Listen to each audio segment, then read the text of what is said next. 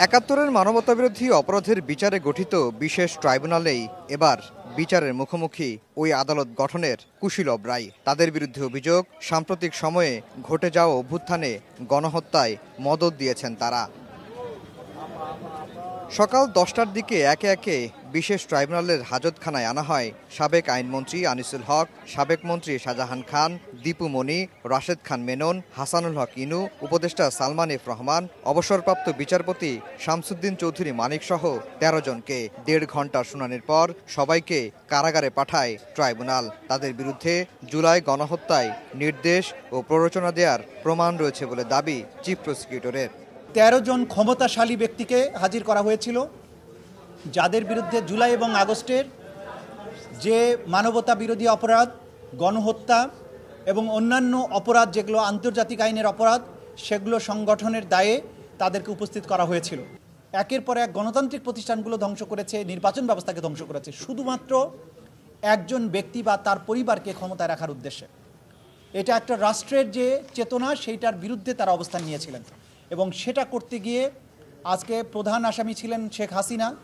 শুধুমাত্র তাকে রক্ষা করা এবং তাকে ক্ষমতা রাখার জন্য এই অপরাধগুলো সংগঠিত হয়েছে এবং এই সমস্ত অপরাধের সবচাইতে বড় দায় হচ্ছে শেখ হাসিনার। গণহত্যা মামলায় মূল অভিযুক্ত ক্ষমতাচ্যুত প্রধানমন্ত্রী শেখ হাসিনা।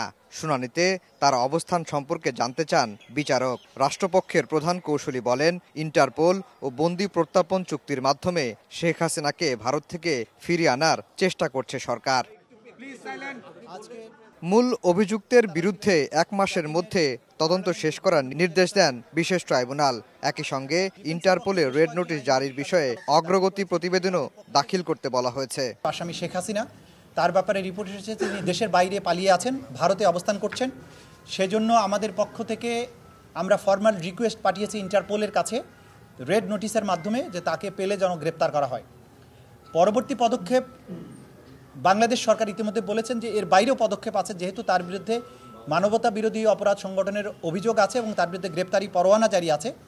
তাকে ভারতের সাথে সম্পাদিত যে অপরাধীর বহিঃসমর্পণ চুক্তি, সেইটার মূলে তাকে ফেরত চাওয়ার জন্য বাংলাদেশ গভর্নমেন্ট চিন্তা করছেন বলে গতকালকে প্রধান উপদেষ্টা তার বক্তব্যে বলেছেন।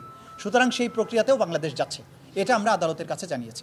জুলাই আগস্টের ছাত্র জনতার আন্দোলন দমনে নির্বিচারে গুলি চালায় আইন শৃঙ্খলা বাহিনী। মাঠে নামানো হয় আওয়ামী লীগ ও সহযোগী সংগঠনের ক্যাডারদের। নিরস্ত্র ছাত্র জনতার ওপর সশস্ত্র হামলায় নিহত হন প্রায় ১৫০০ মানুষ, আহত অন্তত ২০,০০০। ভাগ্যের কি নির্মম পরিহাস! তাদের প্রতিষ্ঠিত ট্রাইব্যুনাল, তাদের বানানো আইনেই বিচার করা হচ্ছে আওয়ামী লীগের সাবেক মন্ত্রী, উপদেষ্টা, একজন বিচারপতি, একজন সচিবের। আজকে যখন এই ১৩ জন আসামিকে ট্রাইব্যুনালে হাজির করা হয়, তখন তারা পুরোটা সময় বিমর্ষ অবস্থায় বিচারকের সামনে ২টি চেয়ারে ২টি সারিতে বসেছিলেন। আফজাল হোসেন, সময় সংবাদ, ঢাকা।